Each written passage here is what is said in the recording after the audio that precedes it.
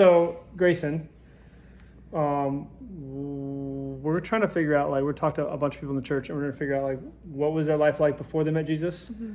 Why did they become a Christian, and what's it been like after that? And then any cool stuff you want to tell us. Okay. All right, so do you guys have any other questions you want to ask her? No.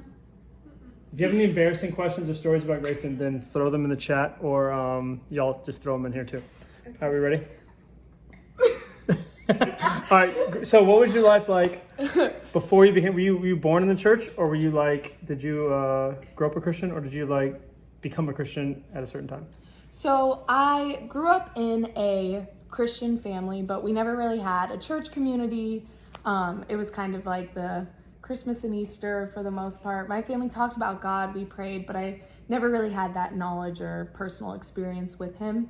And then middle school came, and middle school and a public school, like, you have a lot of different influences coming at you. Right. And so by the time I reached 8th grade, I was just really lost. The friends that I had just really weren't great friends. They weren't making good decisions. They weren't encouraging. They just picked at insecurities, and it's kind of where I was left at, like, this very insecure place, and just feeling like there was nowhere better my life could go from there. Yeah. And so February of my 8th grade year, I got invited to the 𝗦𝘂𝗍𝗶 event. You have shameless plug. Reach out if you have questions. If you want to know what the 𝗦𝘂𝗍𝗶 Project is, just hit all the buttons and swipe up and everything, Yeah. But so it was a lovely project. Yes, and it was my mom worked with a few people who had invited my sister and I to the 𝗦𝘂𝗍𝗶 Project a few different times, but at this point I went, and it wasn't. You got people falling asleep over here. We're doing a live podcast. I'm sorry. Live podcast. Grace, come on. Are you okay? Yes. Okay, good.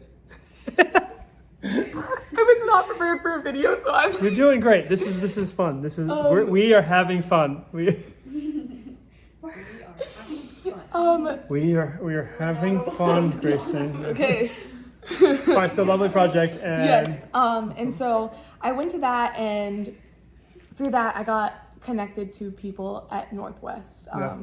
And so at first I just started going to a small group for the friendship aspect. It was people actually showed interest and care and like excitement to just be in relationship with each other.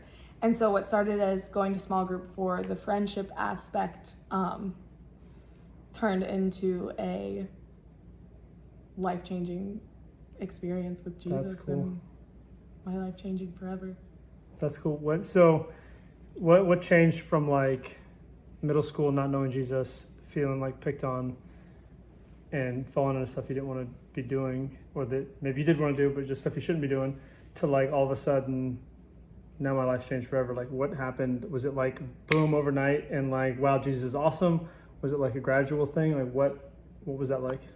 Yeah, I feel like it was a mix of both. Like, to some extent, like, yes, there was this change in me, like, Jesus, like, this is how I want to live my life. I want to live my life for him. Like, everything is different because of him. But at the same time, I feel like it was gradual, because as time goes on, he continues to just transform me and reveal himself to me in different ways. And so I went from like this little, like, scared, insecure 8th grade girl to insecurities still come up, fears still come up, like different things still come at me, but they don't destroy me, because my hope doesn't lie in the things that are just gonna go up and down and change with the weather, but my hope lies in Jesus and what he did. That's really cool. Was there a thought or a Bible verse or a teaching or like just a moment that was just like, was there like yes, that's it for me? Or did you have a moment, or was it just like you realized over time? Like, was it talking to somebody or praying on your own? Like, what was that like when you got to that point?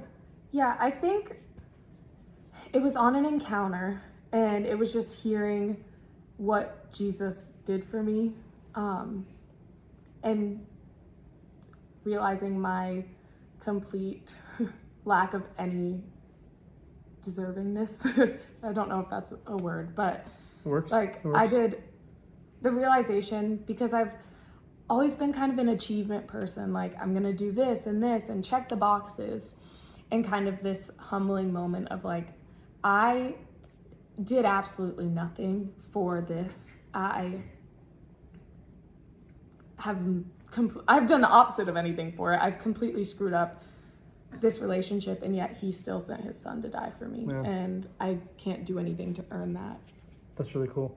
All right, so middle school to Jesus, to Lovely Project to Jesus, and then now you're perfect. Now things are good. Like, No. what's the biggest difference from when you were like living your life now? What does it look? How would you say your life is like now? You kind of describe what middle school was like. Yeah. What about now? What's changed in you, or what's Yeah. new? I feel like, or not I feel like, a lot of my life, like, it's not just, we get this idea like, oh, I have Jesus, my life is going to be perfect and I'm not going to struggle.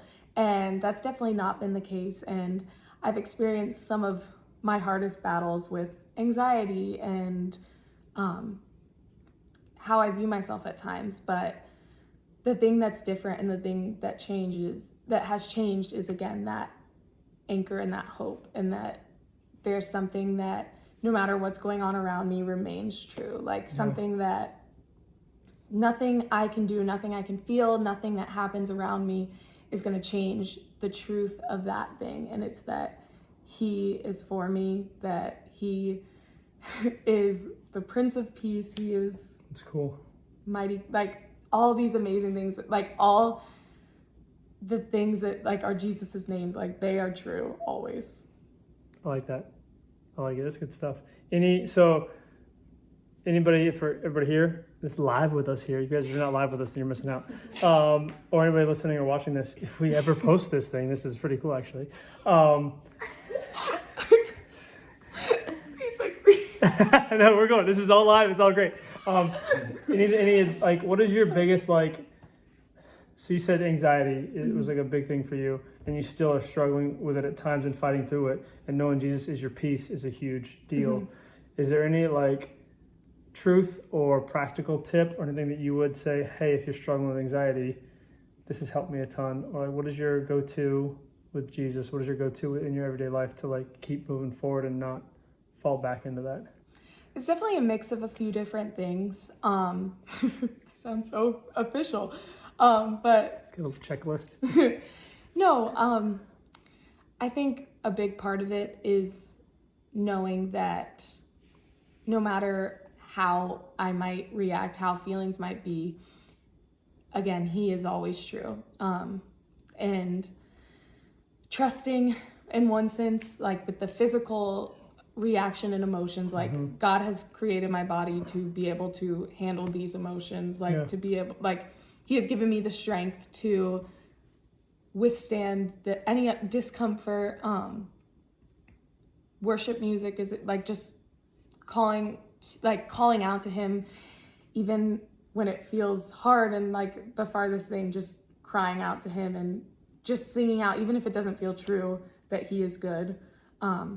But a big part is definitely something I have had to learn is calling on other believers as well to pray for you. And I like it. That's awesome. All right, we're going to talk more about that here. If you guys want to talk more to Grayson, then find her. It's Grayson Johnson on all her socials and everything else. Just look her up and you can chat with her. And pull her aside at church at Northwest. And if this story is kind of like your story, then you probably need to talk to her because she's fighting and doing awesome. Thank you so much. This has been What's Your Story with all of us here. Yeah! See ya!